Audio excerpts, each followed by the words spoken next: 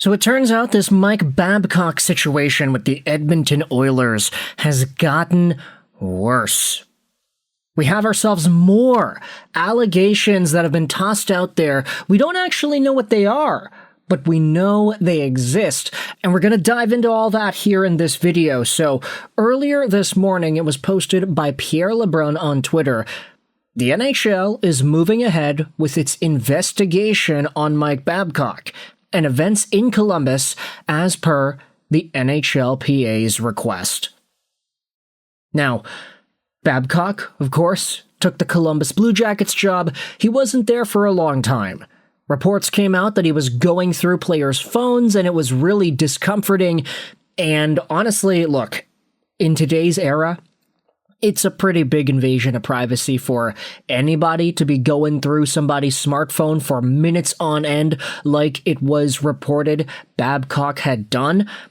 This, combined with all the other stuff in his career, the verbal abuse of certain players and the scratching of players ahead of very important milestone dates, it was pretty obvious that Mike Babcock just wasn't a good dude.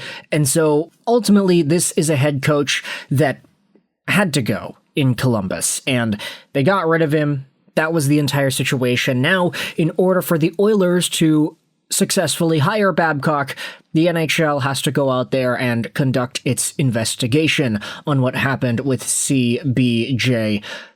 Darren Dreger went out there and tweeted this out, that there's no timeline on how quickly this can be carried out. The Oilers are aware of this. Players involved, etc. in 2023 from Columbus will have to be interviewed. If Babcock were to back out at this stage, a league source says there would be no reason to investigate. Seems like they're just not going to hire him. I wonder what McDavid is thinking now. What are the Oilers thinking? The entertainment value was great, but goodness gracious.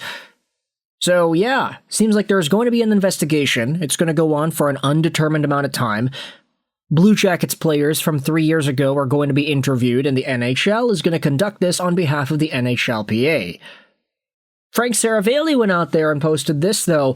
This may be the entire reason why there happens to be more investigation. If the Oilers elect to continue down the path with Mike Babcock, sources say the NHLPA is in receipt of significant additional claims from their own investigation with players that was not publicly reported in 2023. Those claims were presented to the NHL prior to Babcock's resignation. So according to this tweet, there is more dirt on Babcock. Now, what that is, we don't know. But it was reported, it was claimed, it was submitted to the NHL before Babcock left Columbus in 2023, and it seems like the NHLPA is wanting to uncover these elements to put in a more public light. Seravalli always knows how to make things interesting. NHLPA is in receipt of significant additional claims from their own investigation with players, eh? And it's not as if all this stuff, all the critiques of Mike Babcock was enough. Truly a bad person, a guy that was a terrible man, the worst person that Johan Franzen ever met, verbally abusing him during the 2012 Stanley Cup Playoffs.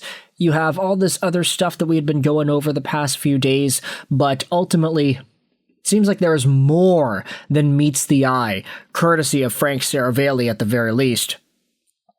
So what, they just buried these claims? Funny how power dynamics work. Fire Jeff Jackson, fire Stan Bowman. How much longer do we have to endure this clown show? Seravalli then responded to his own tweet saying, furthermore, sources indicate that asking players to see photos is not what ultimately resulted in Babcock's resignation.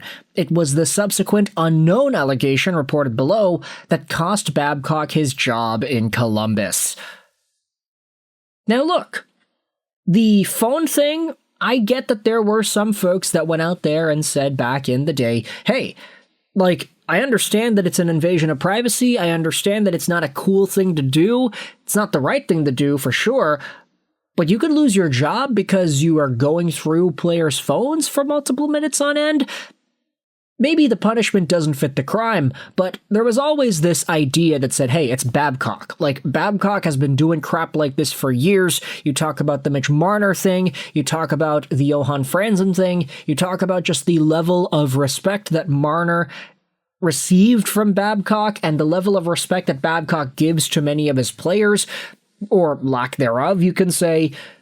Because of all these piling up factors, maybe that's why this iPhone scrolling through the photos thing was the straw that broke the camel's back. But Seravalli is saying that the reason Babcock resigned in Columbus was not the photo thing. It was the unknown thing that he is saying was also reported to the NHL before Babcock resigned.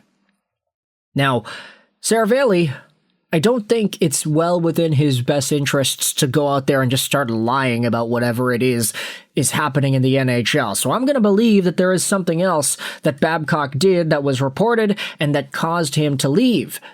This will now be investigated as per the NHLPA's request because the Edmonton Oilers could be potentially hiring this guy. You then had other posts made. This was made by the Two Mutts Hockey Podcast. They do stuff in Edmonton, of course. We've talked about their show in the past.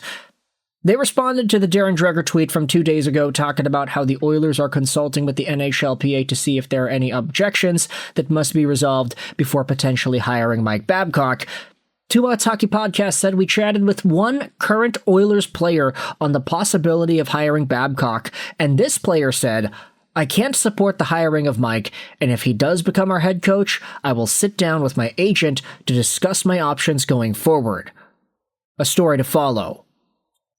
Now, we don't know necessarily if the player that Two Mutts Hockey Podcast even exists, first and foremost, but also, if this player does exist, we do not know if the player was a former player under Babcock in the past, or if it's just somebody who would be introduced to Babcock for the first time in a coach-player relationship capacity. Who knows? With that said, though, you had the Grindline podcast go out there and talk about each of the players that may have been connected to Babcock in the past. Zach Hyman and Kasperi Kapanen played for Babcock in Toronto from 2015 to 19. Roslovic also would have gone through the Columbus debacle in 2023. Grindline guys say that Edmonton should call this off before it even starts. So who knows if any of these guys are the guys to potentially express this. Again, it's not clear whether or not the player that Two Mutts Hockey Pod was a former Babcock coached player or not, but it would be a reasonable assumption to make that maybe they could be. So these could be the guys if you wanted to say that in that way. Hyman, Kapanen, Roslovic. Could you imagine Hyman requesting a trade because of the coach they hired? That would be absolutely insane. Furthermore, though, this will end off our video. You had Mike Commodore on Jason Gregor's show, I believe on Daily Faceoff. Commodore said this, Mike Babcock is not an idiot. Connor and Leon are going to get treated like gold. It's those third and fourth liners, the 5 to 7 defensemen, the rookies, the arena staff. It's people like that who are going to be abused. Do with that what you will. Let me know your thoughts in the comment section below about how reportedly there are other allegations on Mike Babcock that have yet to reach the surface. Allegations so serious that those are actually why Babcock resigned from Columbus.